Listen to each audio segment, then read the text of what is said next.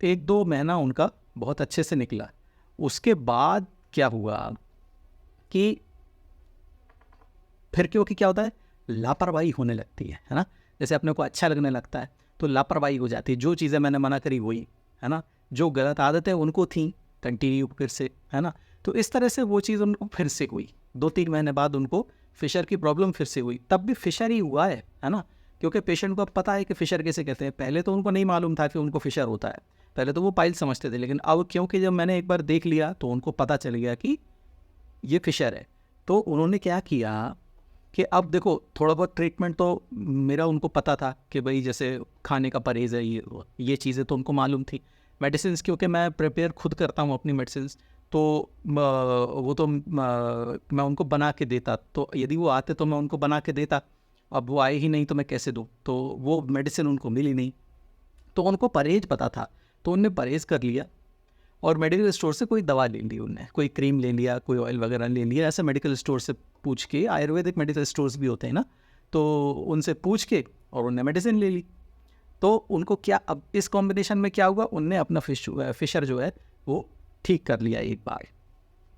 फिर निकल गया उनका महीना 1.5 महीना। उसके बाद फिशर फिर से हुआ।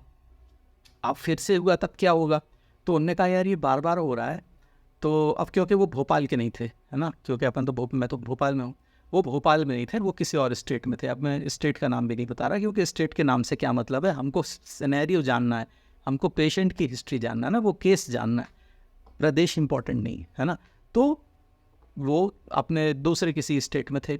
तो उन्होंने क्या किया कि ढूंढते ढूंढते ढूंढते ढूंढते कि यार इसका परमानेंट इलाज क्या है, परमानेंट इलाज क्या है, ऐसे ढूंढते हैं ना कि फिशर का परमानेंट इलाज क्या है। यूट्यूब पे खूब ऐसे कीवर्ड्स हैं, है ना, कि फिशर का परमानेंट इलाज क्या है। तो ऐसे करके उनने ढूंढा इंटरनेट पे और लोगों से भी पूछा। तो ऐसे पूछते पाछते उड़ती उड़ती खबर उनके पास आ गई कि भैया कोई इंजेक्शन लगाता है ना। अब देखो क्या है, मेरा एक वीडियो पुराना भी है जिसमें कि वह इंजेक्शन के बारे में मैंने बताया है कि फिशर में इंजेक्शन नहीं लगता है ना। ये तो मैंने बताया है, लेकिन अब पेशेंट तो पेशेंट है ना, और उनको तो परमानेंट इलाज चाहिए। और पता नहीं किसी व्यक्ति ने उनको कह दिया कि फिशर में इंजेक्शन लगाएंगे वो परमानेंटली ठीक हो जाएगा। अब यहाँ से प्रॉब्लम शुरू होती है। अभी तक सब कुछ सही था, मेरे पास नहीं आया, चलो कोई बात नहीं, आयुर्वेदिक मेडिकल स्टोर से भी थोड़ी बहुत दवा ले ली, परहेज़ कर लिया, यहाँ तक भी बात बिल्कुल सही है ना, इसमें कोई कमी नहीं, ठीक है, कोई बात नहीं, आप थोड़ा उतना अच्छा नहीं हो पाएगा, लेकिन आपने मेडिसिन ही लिया है तो उससे बहुत नुकसान ऐसे नहीं होता। लेकिन अब क्या हुआ है कि उनने लगवाया उसमें जाके इंजेक्शन फिशर में। अब जब फिशर में इंजेक्शन लग गया तो वो पक गया, है ना। फिशर में इंजेक्शन जब लग गया तो वो पक गया। पकने के बाद एक अलग इलाज उनका शुरू हो गया। अब क्योंकि पक गया तो फिर वो उनके पास गए जिनने इंजेक्शन लगाया था, तो उन्होंने कहा पक गया, तो उन्होंने कोई एंटीबायोटिक दे दी कि हाँ चलो इसको खा लो, 7 दिन सूख जाएगा। एंटीबायोटिक खाई, थोड़ा बहुत सूख गया। थोड़े दिन उनको अच्छा लगा, महीने 1.5 महीने, वो फिर से उसमें से कुछ आने लगा। फिर उसमें कर दिया, फिर से उनको दर्द होने लगा, फिर कुछ कर दिया, फिर दर्द होने लगा। ऐसे करके 6 महीने उनके निकल गए। और मोशन के रास्ते के अंदर से पस जो है वो आता रहा, है ना। बाहर अभी कोई फुंसी नहीं बनी है, अंदर पस जो है वो बन रहा था। तो वो पस धीरे धीरे उनको आ रहा था, दर्द हो रहा था, खून से मतलब खून मिल के पस आता था। तो फिर वो थक हार के उनको लगा कि नहीं, अब डॉक्टर साहब के पास फिर से जाना पड़ेगा, डॉक्टर साहब को दिखाना है कि अब ये क्या हो गया है। तो फिर वो मेरे पास 1 साल बाद दोबारा अभी अगस्त में आए थे। उन्होंने कहा डॉक्टर साहब आप देखो। तब मैंने उनको जो देखा, तब मुझे पता चला कि वो तो फिशुला बन गया है। और ये उनका इतिहास हुआ पिछले 1 साल में। तो खैर उसके बाद तो फिर मैंने उनको क्षार सूत्र भी किया, और अब तो वो मतलब अब अभी तो प्रोसेस उनका चल रहा है, तो काफ़ी कुछ ठीक ठाक भी हैं। अब ग्रेजुअली वो ठीक भी हो जाएंगे, वो समस्या नहीं। उस वक्त खैर मैंने MRI भी करवाया, फिर अंदर देखा भी कि फिशुला कहाँ है, ज़्यादा डीप तो नहीं गया है, और भी कोई कॉम्प्लिकेशन उसमें तो नहीं हुए हैं। और उसके बाद क्षार सूत्र उनका चल रहा, तो अब वो लगभग 2-3 हफ्ते में वो शायद ठीक भी हो जाएंगे। तो ये बात है, इसलिए मुझे ये वीडियो आपको बताना था बना के कि नॉर्मल एक फिशर का केस है, बहुत सामान्य है। फिशर रोज़ की बीमारी है, बहुत जल्दी ठीक होती है। एक ऐसी छोटी सी बीमारी, छोटा सा फिशर कैसे एक बड़ी बीमारी तक पहुंच गया, ये ध्यान देने वाली बात है और इससे सीखने वाली बात है ना। अब ये पूरा सिनेरियो केस तो मैंने आपको बता दिया, लेकिन अब इससे शिक्षा क्या मिलती है? शिक्षा इससे यही मिलती है कि एक तो मान लो कि मैंने 15 दिन बाद बुलाया, या मैंने नहीं, डॉक्टर साहब ने भी 15 दिन बाद बुलाया और आप ठीक हो गए, तो आपको डॉक्टर साहब के पास जाना है, उनको ये बताना है कि मुझे अच्छा लग रहा है। डॉक्टर साहब देख लेंगे, वो भी संतुष्ट हो जाएंगे, आप दोनों संतुष्ट हो गए, ट्रीटमेंट बंद हो जाएगा। डॉक्टर साहब को लगेगा थोड़ा सा और चलना चाहिए तो वो चला देंगे, ट्रीटमेंट को कंप्लीट कर देंगे, है ना। तो उसमें आप सुरक्षित रहोगे।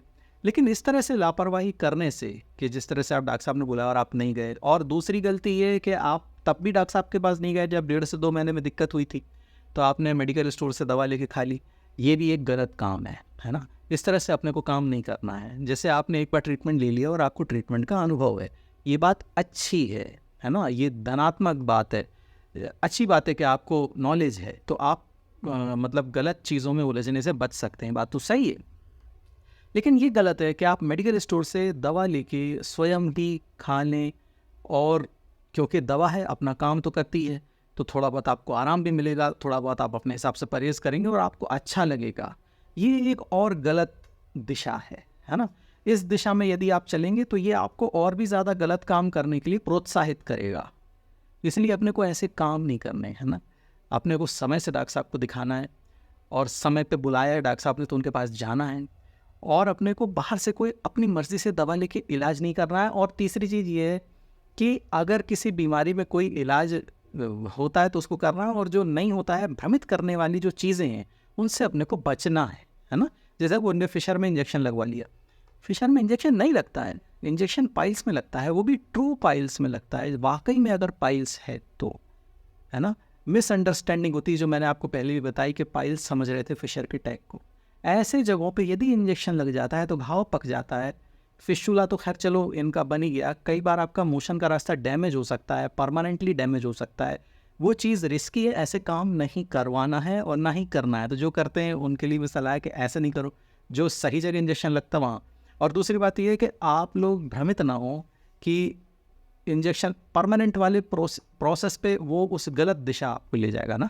तो अपने को ऐसे काम नहीं करने। फिशर इशर में कोई इंजेक्शन नहीं लगता। मैं इस वीडियो में फिर आपको बोल रहा हूँ, फिशर में इंजेक्शन नहीं लगता है, बिल्कुल साफ शब्दों में बोल रहा हूँ, कोई कन्फ्यूजन नहीं, फिशर में इंजेक्शन नहीं लगता है ना। बस इस वीडियो में मुझे आपको यही केस बताना था, और मुझे लगता है कि जो बात मैं आपको समझाना चाह रहा हूँ तो आपकी समझ में आई होगी, है ना। तो चलो मिलते हैं अगले वीडियो में। अगला कोई केस होगा तो बताऊँगा, कोई काम की बात होगी तो बताऊँगा, और भी कोई बात होगी तो भी बताएंगे, है ना। तो चलो, गणेश जी बैठने वाले हैं, कल गणेश जी बैठ जाएंगे। हाँ, और संडे में आप ये वीडियो देख रहे हैं, नहीं संडे में नहीं देख रहे हैं, ये तो शायद वीडियो का दूसरा पार्ट है। हाँ, तो भी संडे में देख रहे हैं, वो वाले उसमें गणेश जी बैठे थे, ये वाले वीडियो की ये वाला संडे अलग है ना। तो चलो मिलते हैं अगली वीडियो में, तब तक के लिए टाटा।